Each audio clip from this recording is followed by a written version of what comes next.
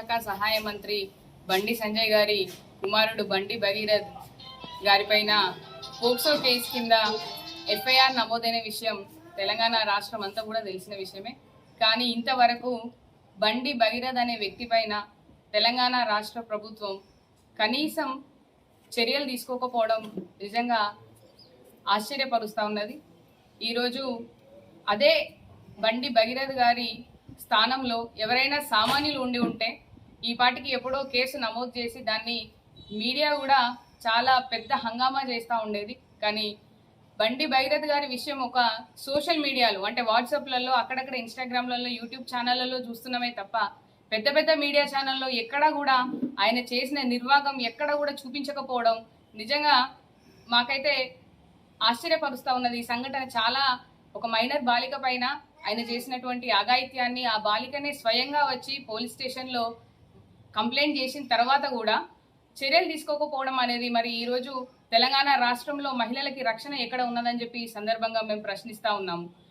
ఆయన ఒక కేంద్ర హోంశాఖ సహాయ మంత్రి అయ్యుండి తన కొడుకుని సమర్థించుకోవడం నిజంగా ఆయనకి సిగ్గుచేటు అని సందర్భంగా నేను చెప్తా ఉన్నాను.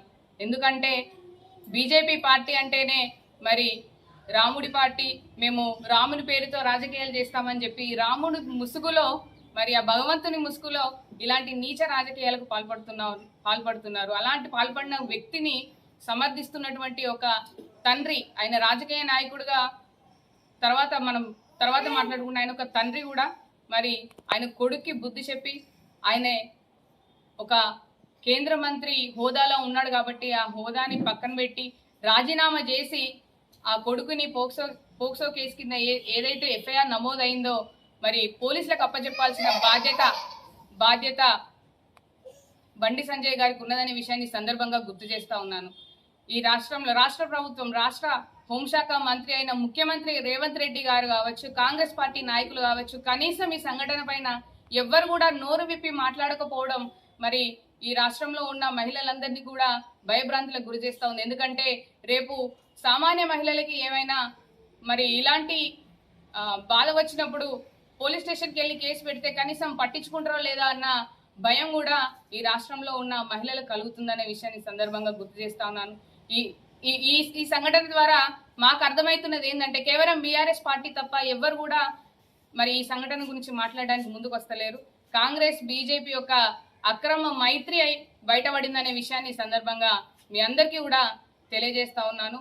రేవంత్ రెడ్డి కావచ్చు, మరి కాంగ్రెస్ పార్టీలో ఉన్న మహిళా మంత్రులు కావచ్చు, మహిళా నాయకులు కావచ్చు, ఎవ్వరు కూడా కనీసం నోరు విప్పి ఆ బాలిక తరఫున ఎవ్వరు కూడా మాట్లాడట్లేదు. అదే కాకుండా హనీ ట్రాప్ అని చెప్పి మాట్లాడుతూ ఉన్నారు. హనీ ట్రాప్ ఎవరిని చేస్తారో అని మినిమం కామన్ సెన్స్ లేని నాయకులు ఈ రాష్ట్రంలో మనకు ఉండడం, ఆ నాయకులు మరి మనకి పనిచేస్తానని కేంద్రంలో ఉండడం నిజంగా మన దురదృష్టకరం. ఇదే సంఘటన ఒకవేళ మీ ఫ్యామిలీ మెంబర్స్కి జరిగి ఉండుంటే, కాంగ్రెస్ పార్టీ వాళ్ళు కావచ్చు, బీజేపీ వాళ్ళు కావచ్చు, మీ ఫ్యామిలీ మెంబర్స్కి ఎవరికైనా జరిగి ఉండుంటే మరి ఇంత ఆలస్యంగా మీరు చర్యలు తీసుకోకుండా ఉండేవాళ్ళ? ఈ సందర్భంగా మేము ప్రశ్నిస్తూ ఉన్నాము. అదే కాకుండా అధికార అహంకారంతో బండి సంజయ్ గారు ఏం మాట్లాడిందండి కేటీఆర్ గారి పైన, కేసీఆర్ గారి పైన వారు మాట్లాడిన మాటలకి మరి వెంటనే కర్మఫలం అనుభవించింది కదా. వాళ్ళ తనయుడు చేసిన తప్పుని సమర్థించుకుంటూ మళ్ళీ నిన్న నరేంద్ర మోడీ గారు వస్తే నన్ను నమ్మండి, నేనేం మోసం చేయలేదని స్టేజ్ పైన వందల వేల మంది సాక్షిగా మళ్ళీ అక్కడ కూడా అబద్ధాలు ఆడుతున్నారు. మీ అందరికీ తెలుసో లేదో ఆర్ఎస్ ప్రవీణ్ కుమార్ గారి మాట్లాడినటువంటి ప్రెస్ మీట్ మీరందరూ వినరో లేరో, మరి వారు చెప్పిన విషయాలు ఏమిటంటే వీళ్ళు బీజేపీ నాయకుడు ఒకప్పుడు V6 జర్నలిస్ట్ అయినటువంటి సంగప్ప అనే వ్యక్తి ద్వారా కూడా మధ్యవర్తిత్వం చేసి మరి ఆయన కొడుకు ఏం తప్పు చేయలేదు అంటున్నారు కదా. మాకు ఫ్రెండ్షిప్ ఉన్నదని ఒప్పుకున్నది అతనే, మేము కలిసి బయటికి వెళ్ళినామని ఒప్పుకున్నది అతనే, ఆమెకు అవసరమైతే 50,000 రూపాయలు ఇచ్చిందని ఒప్పుకున్నది అతనే. మరి ఈరోజు మరి నా కొడుకు ఎలాంటి సంబంధం లేదు అని ఎట్లా సమర్థించుకుంటారు? ఆయననే ఒప్పుకున్నాడు కదా ఆ అమ్మాయితో పరిచయం ఉందని. మరి అమ్మాయి వాళ్ళ ఫ్యామిలీని మీరు ఎంత భయపెట్టినా కూడా ధైర్యంగా ముందుకు వచ్చి గత 4 నెలల నుంచి ఏ ఒక్క పోలీస్ స్టేషన్లో కూడా ఎవ్వరు కూడా మరి ఆమెకి సపోర్ట్ చేయకపోయినా కూడా 4 నెలల నుంచి పోరాటం చేసి ఆఖరికి నరేంద్ర మోడీ గారి సభలో నేను ఆత్మహత్య చేసుకుంటా, మా కుటుంబం అంతా ఆత్మహత్య చేసుకుంటామని భయభ్రాంతులకు గురి చేస్తే తప్ప ఎఫ్ఐఆర్ నమోదు కాలేదు. ఎఫ్ఐఆర్ నమోదైన వెంటనే పోక్సో కేసు కింద మనం చేసేది ఏంటంటే అక్యూజ్డ్ అండ్ విక్టిమ్ ని ఇద్దరిని కూడా తీసుకెళ్లి మెజిస్ట్రేట్ ముందు మరి హాజరుపరచాలి.